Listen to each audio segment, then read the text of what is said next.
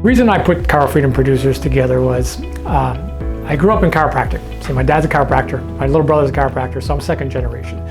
And I saw the struggles my dad went through as far as a businessman. Great doctor, but not a very good businessman.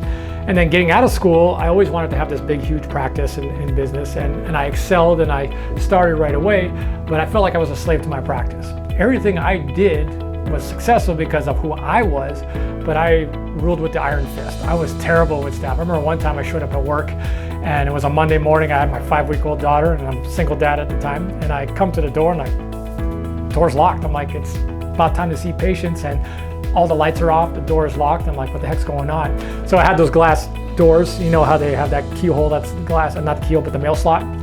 So I look through there and I can see this manila envelope on the ground.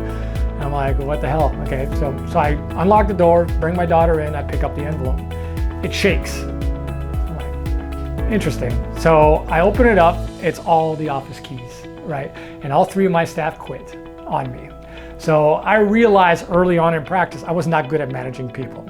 So at that time, I learned that, hey, listen, I got to get better at being a businessman. I got to get better at people. So I hired consultant after consultant after consultant, and I ended up being a better chiropractor, better communication within the chiropractic philosophy, but I was still the main guy in the business, right? I couldn't go on vacation because if I left for vacation, we didn't make any money, right? Which puts strain on relationships when you say we're going to do something and then you take it back because, you know, you're afraid that you're not going to have the income when you come back or the practice is going to go down. So I felt like I was chained to the practice. Practice didn't become fun anymore. So I needed to find something else out.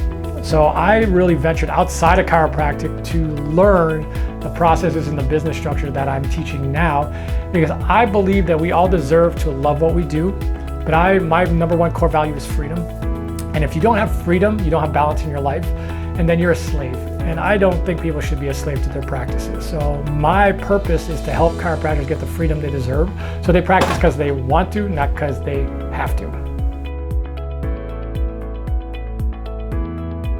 Well, I say there's producers and there's pretenders, okay? So a pretender does a lot of talk. They say that they do a lot of stuff, but they never actually do the action steps to do it. So, you know, I believe that people that are producers should get rewarded, but I also believe people should have freedom so they can be creative and have the life that they want. So when I looked at my core values, what's important to me, freedom was always on the number one. And I was tired of people talking the talk but not walking the walk. And so when I train and I get other people involved in the programs, because I want them to produce. Because just because it's theory, if you can't apply it, it's not good. Because we're always looking for knowledge, right? We're in the information age nowadays. And people, I believe, have too much knowledge. They don't live their knowledge, right? They're always, what's the next book? What's the next thing I got to learn? But they don't apply any of that. When you live your knowledge, then it actually works. Now you produce because you actually have a product you can measure it, right? So freedom by producing, because if I produce means I got the income I need, I got the staff working doing the jobs I want, I don't have to be a slave, I can do the things I can travel the world, I can be creative, I can add into other endeavors because I love teaching and coaching. That's why I'm doing this. I actually prefer it more than seeing patients. You know, I've learned that, okay, I might have the skill set to be a chiropractor, but I no longer have the passion to just see patients. So I have the skill set of coaching and consulting, and I have the passion for it. So I've evolved after almost 20 years in practice now that my passion is to help other chiropractors be more successful. As a bigger purpose, I can only see so many people. And the clinics I've had, we can only see so many people as a clinic. I can make a bigger impact on the profession by helping other doctors be more successful. So that's just kind of why I got into this.